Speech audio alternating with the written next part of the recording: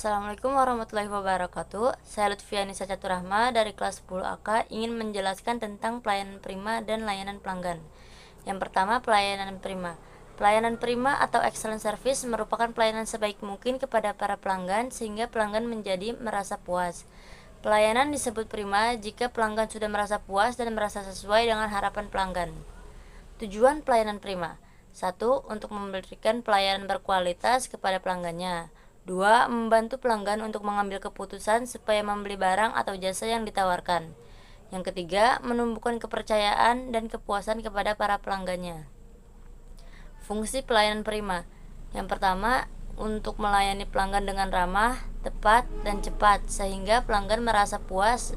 Dan yang kedua, untuk memuaskan pelanggan supaya tetap menggunakan produk maupun jasa perusahaan. Konsep dasar pelayanan prima yang pertama yaitu attitude atau sikap, yaitu perilaku yang harus ditonjolkan ketika menghadapi pelanggan.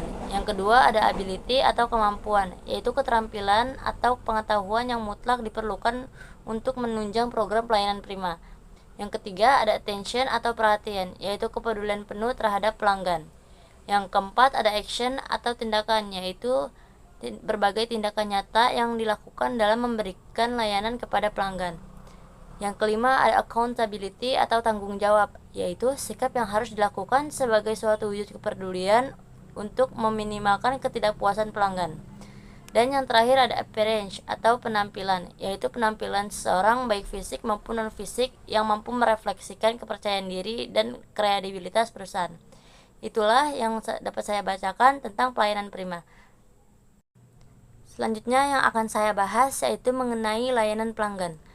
Layanan pelanggan atau customer service adalah profesi yang berperan penting untuk memberikan pelayanan pelanggan pada saat sebelum, selama, atau setelah pembelian produk atau jasa.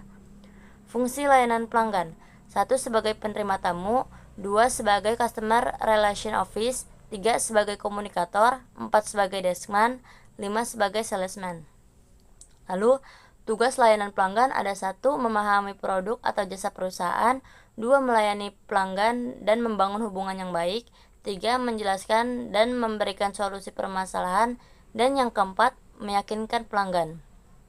Kemudian ada tanggung jawab dari layanan pelanggan. Yang pertama responsif, yang kedua menyediakan informasi produk yang akurat, dan yang ketiga membantu proses pembelian dan pengiriman produk. Kemudian yang terakhir ada jenis-jenis dari layanan pelanggan. Yang pertama, layanan pelanggan berjalan. Yang kedua, layanan pelanggan melalui email. Yang ketiga, pelayanan panggilan telepon. Yang keempat, layanan chat secara langsung atau melalui website atau media sosial. Dan yang terakhir yaitu yang kelima, layanan IVR atau Interactive Voice Response.